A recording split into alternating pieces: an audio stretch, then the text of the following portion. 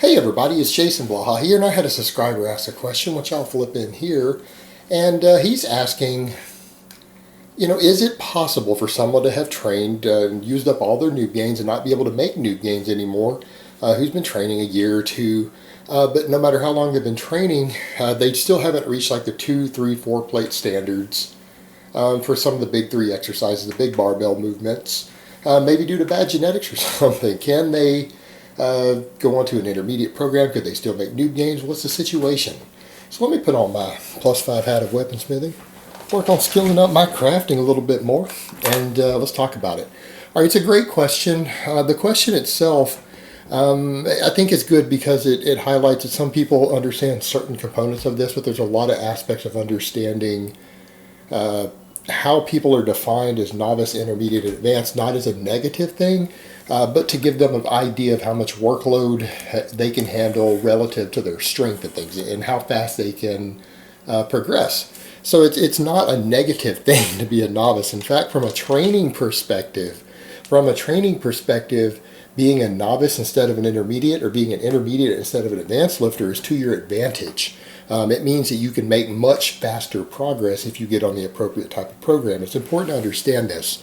Now, the reason we define these categories, and most coaches do, based upon strength levels. And sometimes it's strength to relative body weight, because you have to understand people have different size frames. Someone who's gained 20 pounds of muscle on one size frame is going to weigh a lot less than someone who's gained 20 pounds of muscle on a different size frame, because it's there's relative starting points. And these are important to factor in, and you have to keep those things in mind. There is relative body weight involved. That's why we look at these different ways. Now, when I set standards with the 2, 3, and 4 plate for the squat, bench, and deadlift, I'm talking about guys who are average height or taller, who are healthy, ages like in the 18 to maybe 35 range, who have no medical issues and stuff like that. I mean, there's a lot of health issues. There's age can be factors and everything else. I mean, if you get older or you're too young, obviously you're going to gain strength slower. 15-year-olds don't gain strength as fast as 20-year-olds. That's the truth when they start training. 40-year-olds don't gain strength as fast as 20-year-olds do either. Again, there's age factors. So I'm setting those for certain people. Now, otherwise, you could use any of those charts that are out there. And yeah, strength matters. Strength matters in your rankings no matter how long you've been training, because what you have to understand is that a lot of training programming is based around how much of your recovery you can tap into, how much workload you can generate, how much workload density you can generate, like how much work you could do in a given workout per hour or minute spent in there, versus how well you can recover from it. That plays a big role in determining what sort of program you run. So there's a difference between a novice and an intermediate program. Novice programs tend to be very aggressive. They tend to be aggressive in their volume, and they tend to be aggressive in their progression. Why? Because novices aren't strong enough to push themselves to overreach in a reasonable time frame. Now, on a reasonable amount of gym time, like an hour in the gym, on a proper program, a novice just isn't strong enough to overreach very well. And that's going to sound crazy to some people, and it's because they end up having to do a ton of volume to do it. They can't do it with a reasonable workload.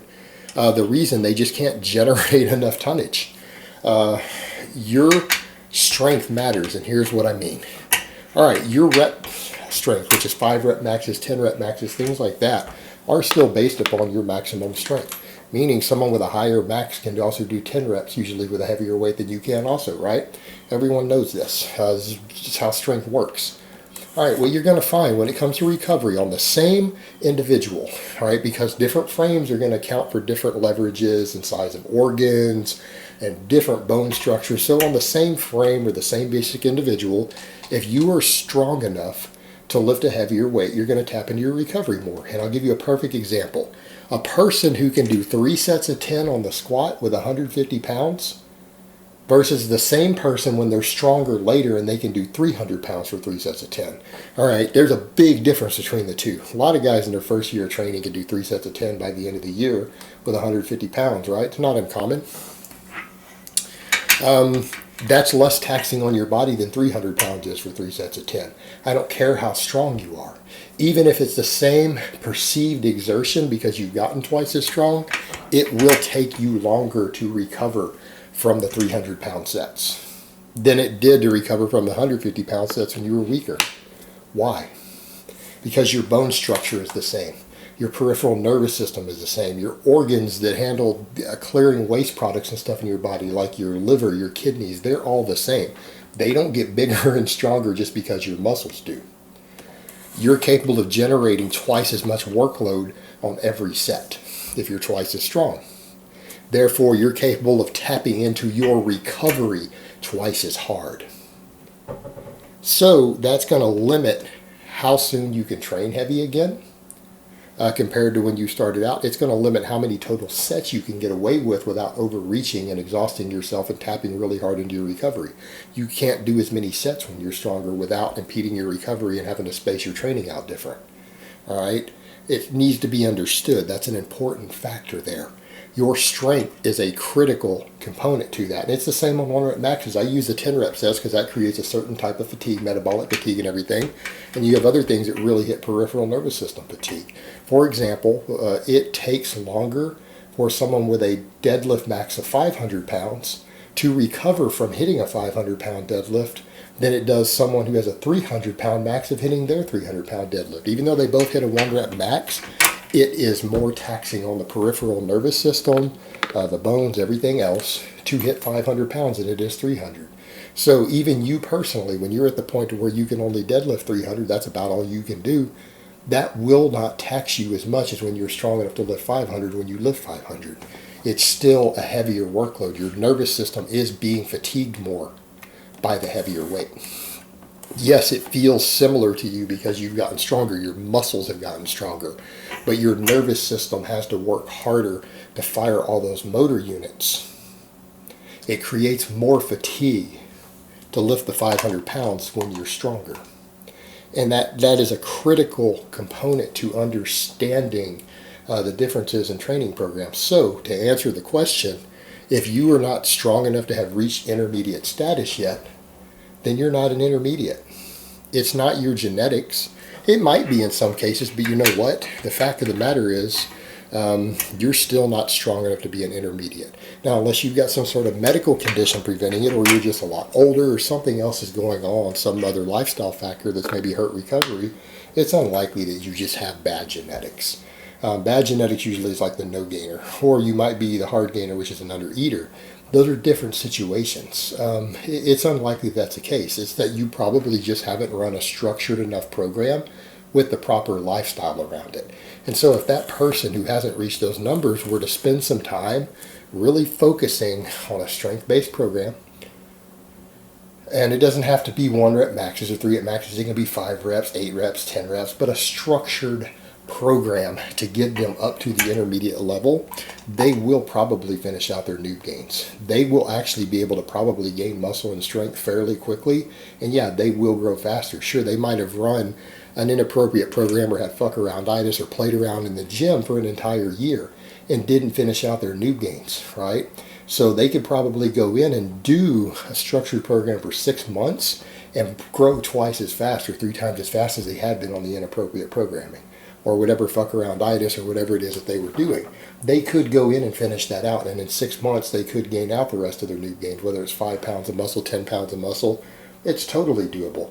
At which point, they're going to find that they're stronger and they can change things. And the other thing that's interesting, if they were to spend a little bit of a phase getting their strength up, even if they don't gain as much from purely a lower rep program, because I will admit, yeah, there is data out there showing that size and strength are connected. You cannot disconnect the two. But if you train exclusively with really low reps, you will gain strength a little faster.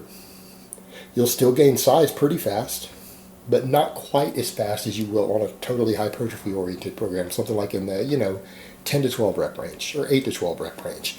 Yeah, you'll gain a little less muscle and a little more strength on that. And if you were to go do the other type, you'll gain a little less strength and a little more muscle. But you need to understand these differences are not enormous. All right, they're not enormous. Your 1 rep maxes still go up pretty decently when you get stronger on your 10 rep sets. Your size still goes up pretty good when you get stronger on your 3 rep sets. They're just not specific as in that's the primary thing that they do best. They're still good at it. They're just not great at it. But if you were to spend that time boosting your strength a little bit, and you were down at the novice numbers still, you spend a couple months boosting your strength, getting stronger on those big exercises. If you were to flip back over to the higher rep, higher volume training, you would probably see a size explosion. Why?